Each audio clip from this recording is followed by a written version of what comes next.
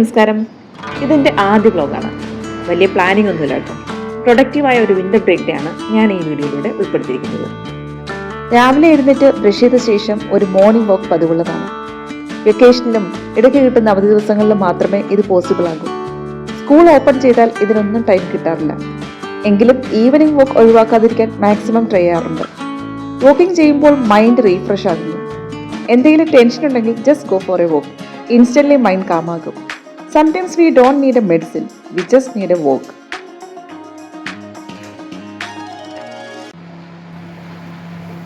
ഞങ്ങൾ അധ്യാപകരെ സംബന്ധിച്ച് ഒന്നും ചെയ്യാതെ ഒരു സ്ഥലത്ത് കുറച്ചു നേരം പോലും ഇരിക്കാൻ ബുദ്ധിമുട്ടുള്ളവരാണ്. എപ്പോഴും എന്തെങ്കിലുമൊക്കെ ചെയ്യണമെന്ന് തോന്നലുണ്ടാകാറുണ്ട്. ഇത്രയും വർഷത്തെ ടീച്ചിങ് എക്സ്പീരിയൻസിലൂടെ കിട്ടിയ ഒരു വലിയ ക്വാളിറ്റി ആയിട്ട് ഇതിനെ ഞാൻ കണക്കാക്കുന്നു. പക്ഷേ വർക്ക് ചെയ്യുമ്പോൾ നേരെ തിരിച്ചാണ് കേട്ടോ. കുറച്ചു നേരം ഒന്നും മിണ്ടാതിരിക്കാൻ ഞങ്ങളൊക്കെ ഏറെ കൊതിക്കാറുണ്ട്. ഞാൻ പറയുന്നത് ശരിയല്ലേ? ടീച്ചേഴ്സ് ആരെങ്കിലും ഈ വീഡിയോ കാണുന്നുണ്ടെങ്കിൽ ഒന്ന് കമൻറ്റ് ചെയ്യണേ. അപ്പോൾ പതിവ് മോർണിംഗ് റൂട്ടീനും ബ്രേക്ക്ഫാസ്റ്റ് പ്രിപ്പറേഷനും ഒക്കെ കഴിഞ്ഞ് ഞാൻ എൻ്റേതായിട്ടുള്ള ലോകത്ത് എൻഗേജഡ് ആകാറുണ്ട്.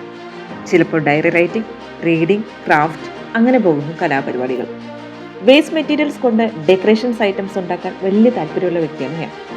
വലിയ പെർഫെക്ഷൻ ഒന്നും കാണില്ല കേട്ടോ. ചിലതൊക്കെ വേസ്റ്റ് ആകാറുണ്ട്. പക്ഷേ വേസ്റ്റ് ആകുന്നത് വേസ്റ്റ് മെറ്റീരിയൽസ് ആയതിനാൽ വലിയ കുറ്റബോധമൊന്നുമില്ല. പിന്നെ എൻ്റെ സബ്ജക്റ്റ് ആർട്ടൊക്കെ തന്നെ. എത്ര പെർഫെക്ഷൻ ഇല്ലെങ്കിലും നമ്മുടെ ക്രിയേറ്റിവിറ്റിയിലൂടെ ഉണ്ടാകുന്ന ഒരു ഫൈനൽ പ്രോഡക്റ്റ് കണ്ടുണ്ടാകുന്ന ഒരു സന്തോഷം, അതൊരു വല്ലാത്ത സന്തോഷമാണ്. സന്തോഷം മാത്രമല്ല കേട്ടോ, മനസ്സിന് വലിയ സമാധാനവും തരാറുണ്ട്. അങ്ങനെ ഷെൽഫൊക്കെ അടുക്കി വയ്ക്കുമ്പോഴാണ് നെയിൽ പോളിഷിൻ്റെയും ഫൗണ്ടേഷൻ്റെയൊക്കെ ചില ഒഴിഞ്ഞ ബോട്ടിലുകൾ കയ്യിൽ കിട്ടുന്നത്. പിന്നെ ഒന്നും നോക്കിയില്ല, വീട്ടിൽ അവൈലബിൾ ആയിട്ടുള്ള പെയിൻ്റൊക്കെ കൊണ്ട് അതിന് ഡിസൈൻ ചെയ്യാൻ തീരുമാനിച്ചു.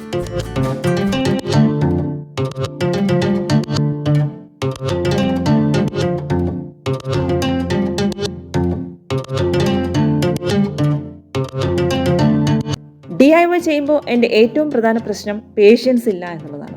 പെയിൻറ്റും ഗമ്മും ഒന്നും ഡ്രൈ ആകാനുള്ള ടൈം കൊടുക്കാറില്ല. കാലി ബോട്ടിൽസ് ഒരുവിധം ഭംഗിയാക്കി ആർട്ടിഫിഷ്യൽ പ്ലാന്റൊക്കെ കുത്തിവെച്ചിട്ടുണ്ട്.